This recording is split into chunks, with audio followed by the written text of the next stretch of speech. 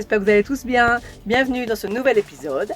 Cette semaine, nous avons testé notre tout premier live sur Instagram. Je vous montre ça tout de suite, notre super set qu'on s'est fait, je suis contente.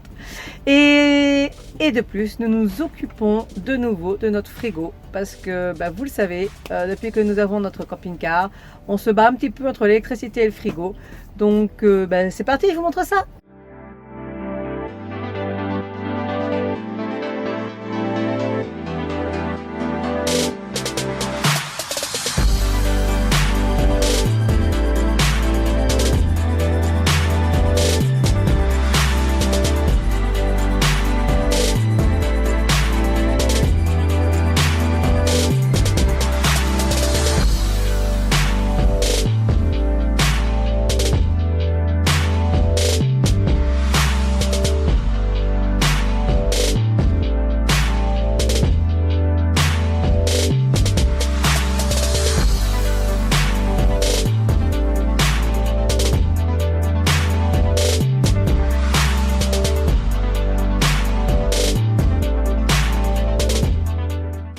Alors, cet après-midi, on s'occupe donc de Olaf.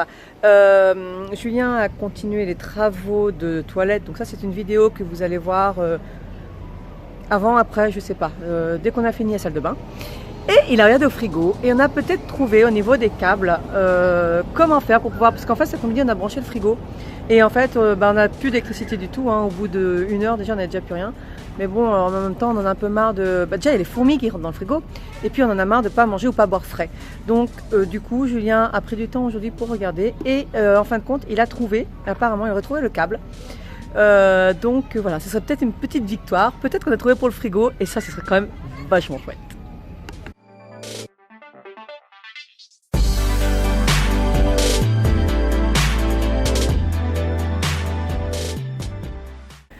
Hey.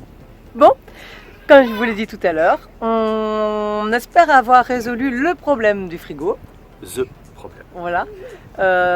Tu nous expliques alors, parce que moi, avec mes explications... Alors, en fait, il consommait, parce qu'on a un frigo grand luxe, en biphasé lunaire.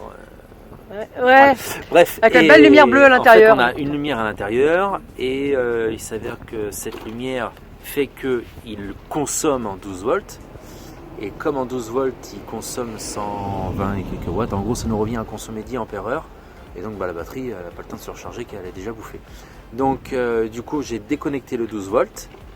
Il faudra juste que je fasse un système d'interrupteur parce que j'ai besoin du 12 volts pour créer l'étincelle pour allumer le gaz. Mais une fois que c'est fait, j'éteins. Donc là on est en train de tester de voir si ça marche. Et si en le faisant fonctionner uniquement au gaz, il refroidit bien comme il faut. On espère. Et du coup, si tout fonctionne, on s'attaque au problème de l'électricité. Panneau solaire. Donc là, problème de l'électricité, on va voir pour acheter un panneau souple et le coupler avec celui qu'il y a ici. On va pas se prendre la tête, ça va faire rajouter. Et il y a des panneaux souples maintenant à plus de 300 watts qui valent que dalle. Surtout à Tenerife parce que la TVA est très peu chère. Donc on va en profiter. Et on va faire un bon raccordement, quitte à même après derrière, le mois d'après, changer la batterie et mettre encore une plus grosse pour vraiment être tranquille, style une 200 ampères-heure, pour comme ça avoir vraiment un truc nickel qui peut recharger des ordinateurs. C'est ça. Ce qu'il faut, c'est qu'on puisse au moins charger tout ce qui est électronique en fin de compte et les accessoires, on va dire, de cuisine, le blender. De toute façon, et puis on a un petit mixeur, mais au moins le minimum. Et surtout que ça ne vienne pas pomper sur les batteries moteurs, voilà. Parce qu'en fait tout est couplé à la même chose, c'est-à-dire que si je démarre le moteur, je recharge les 3 batteries et le panneau solaire est censé pouvoir recharger les 3 batteries aussi. Donc, mais en fait, dès qu'on utilise de l'électricité, en fait, ça nous vide tout et du coup on démarre Olaf qu'avec la voiture maintenant. Voilà, il faut les câbles, donc c'est pas possible. Il faut changer tout ça. Ouais. Et une nouvelle journée commence. Un superbe lever de soleil, que ce soit à Las Teresitas ou Santa Cruz. Aujourd'hui, je bosse au coworking, je profite de la ville de Santa Cruz. Et au retour, c'est le drame.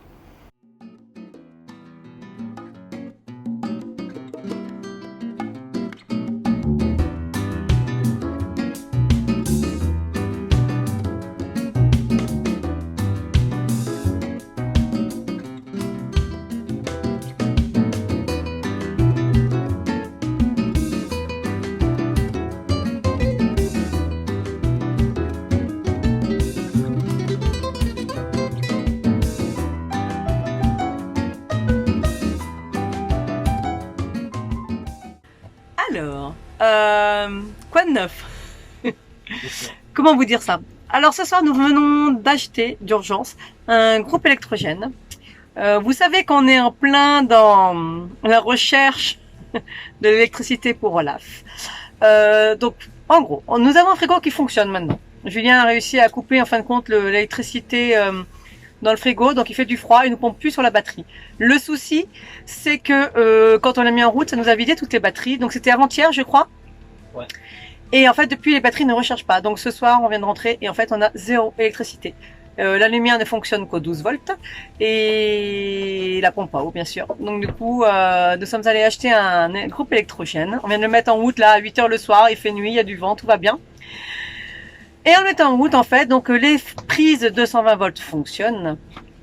Le souci, c'est que la lumière ne fonctionne qu'en 12 volts. Du coup, ah, bah, je suis plus éclairée. Ah, bah, ça y est. Ça va revenir, regarde, ça va revenir, ça va revenir. C'est sympa, hein, pendant la vidéo. Hop là. Donc, du coup, en fait, heureusement, nous avons un super gentil voisin que nous avons rencontré il y a quelques jours, un Français. Et qui s'est installé ici pour quelques mois. Et il nous a gentiment prêté une lumière en 220 volts que nous avons pu brancher pour nous dépanner ce soir. Donc nous allons pouvoir nous voir pour Parce manger. qu'en fait, on a deux réseaux séparés. On a un réseau 220, un réseau 12. Et en fait, la conversion, entre guillemets, passe par les batteries. Sauf que si la batterie est morte, la batterie ne charge plus. Donc la partie 220 ne marche plus. Voilà. Alors je vous promets qu'on va y arriver. Nous avons confiance. On va réussir. Et on découvre, hein, on le découvre. savait qu'on apprenait. Hein. C'est ça, c'est le premier camping-car, puis c'est un vieux. Alors c'est peut-être pas comme maintenant. Je sais pas, peut-être que maintenant c'est plus simple. Il y a des inverseurs. Je sais pas comment il appelait ça, inverseur. Bah oui, un inverseur en ouais. fait qui passe voilà. le 220 en 12 volts, Voilà. mais on n'a pas. Voilà, et puis est-ce que là c'est le panneau qui est mort? Est-ce que c'est la batterie? Bref, de toute façon, on va le découvrir, il n'y a pas de souci, mais il nous faut le temps, on fait des erreurs. Bon, c'est marrant après coup, c'est juste que Julien, c'est sa plus grosse journée demain. Voilà. Il commence à 8 h 30, finit à 21 h 15. Donc voilà, mais après il a un week-end de 4 jours, donc on va décompresser, on va faire rouler Olaf aussi, ça va lui faire du bien Olaf, je crois, un petit peu de ce, comment on dit? De se dégourdir. Dégourdir les roues. Les roues. Voilà, c'est ça le mot que je cherche. Bon, le verdict de tout ça, la batterie solaire ne fonctionne absolument plus. Donc c'est parti, nous partons acheter une batterie solaire. Sur Santa Cruz, surtout un samedi après-midi, on n'a pas beaucoup de choix en termes de magasins. On se prépare un bon petit repas, les filles se font plaisir avec une bonne petite glace, enfin bonne, tout est relatif. Et puis ben, c'est parti, on continue les travaux.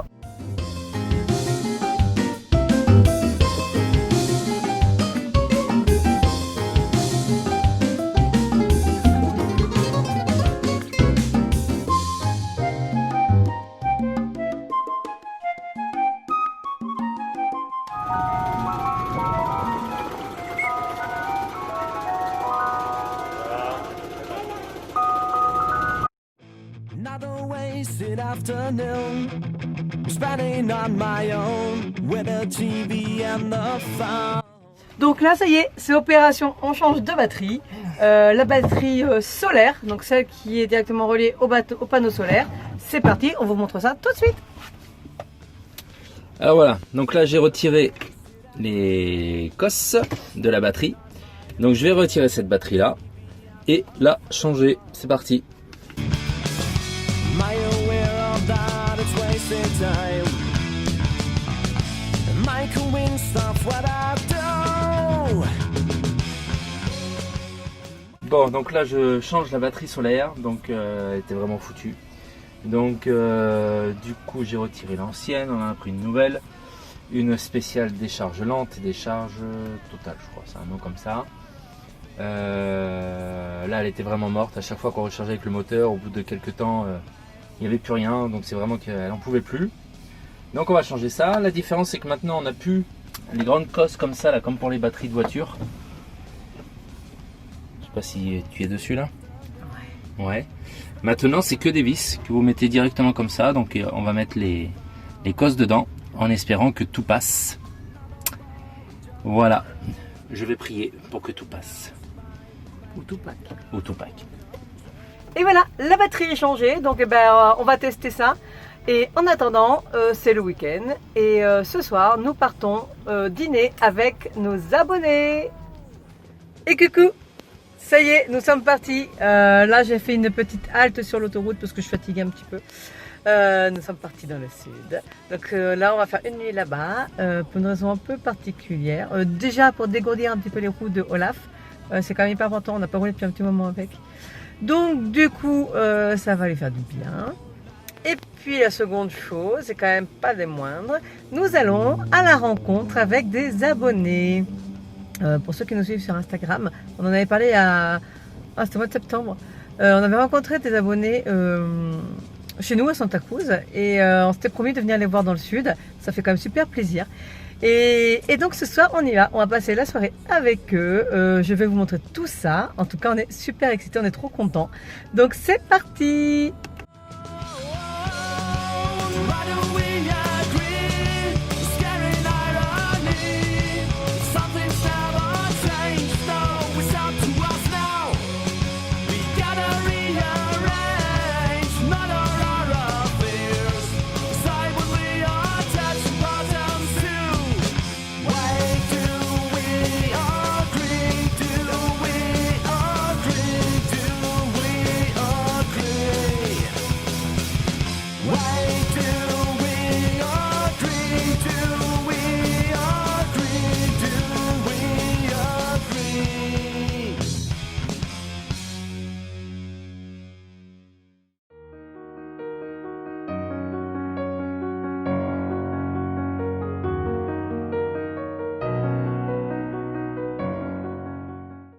Bon bah ça y est, on arrive. On arrive. Qui qu'on fait faire d'honte? Non mais c'est bon, j'ai déjà dit Mika. Ah bon? Ouais, il est un peu à la ramasse. Il est un peu shooté par le curcuma. Ça pue. Ah parce que c'est vrai qu'on l'a mis sur Instagram, mais on l'a pas mis ici. En fait, ce qui se passe, c'est qu'en arrivant dans le sud, à 2 minutes de nous garer, en fait, Julien a entendu un gros boom et en fait, toute l'étagère à épices est tombée. Et du coup, ça a complètement cassé le curcuma qui était quasiment plein. Et le curcuma, vous connaissez, ça sent fort, c'est très bon cuisine. Mais punaise, quand il y a le flacon entier qui est tombé, ça pue. Donc voilà.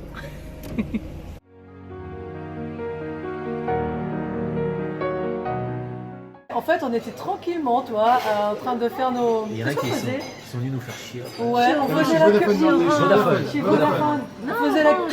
Pas orange. Non, c'est juste à côté, ouais. On faisait la queue tranquillement chez Vodafone et à Carrefour. On vous a reconnu avec les masques. Ouais, et franchement, vous êtes trop forts. C'est la rançon de la gloire, je crois. C'est ça. Et puis en fait, on a cru que vous veniez, parce qu'en fait, on était francophones, donc c'est vrai. Ouais.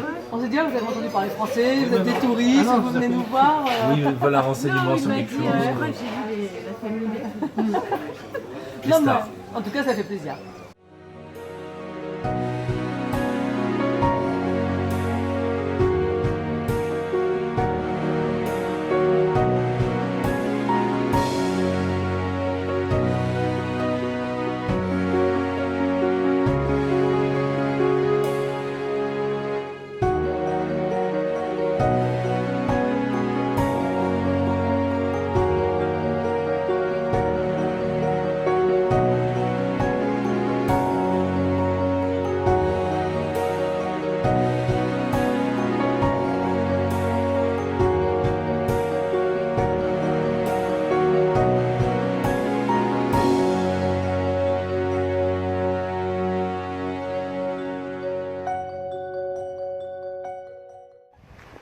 Ce matin c'était sportif.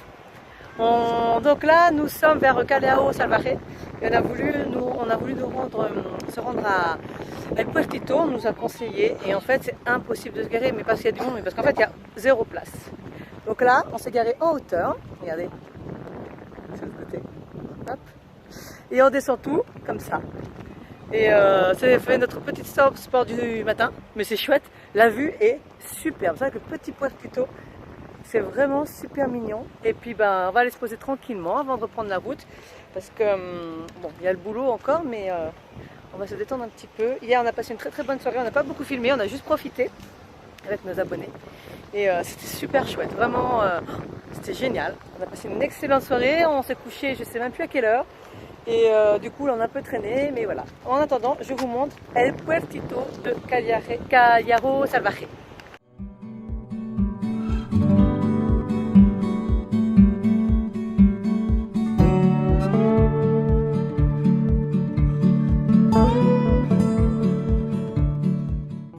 Alors ici, ce que vous voyez, ce sont en fait, avant c'était un grand champ où en fait les camping-cars pouvaient venir s'y mettre, je pense aussi les voitures pour se garer. Et en fait avec le coronavirus, ils se sont servis comme excuse pour en fin de compte ils ont tout labouré. Et du coup maintenant, eh ben, plus personne ne peut y aller. Regardez. Voilà. Les camping-cars ne peuvent plus s'y mettre, tout est labouré, donc ben, maintenant c'est un grand champ qui ne sert plus à rien, mais ils sont contents, il n'y a plus de camping-cars, puis ben, il n'y a plus de touristes et plus personne.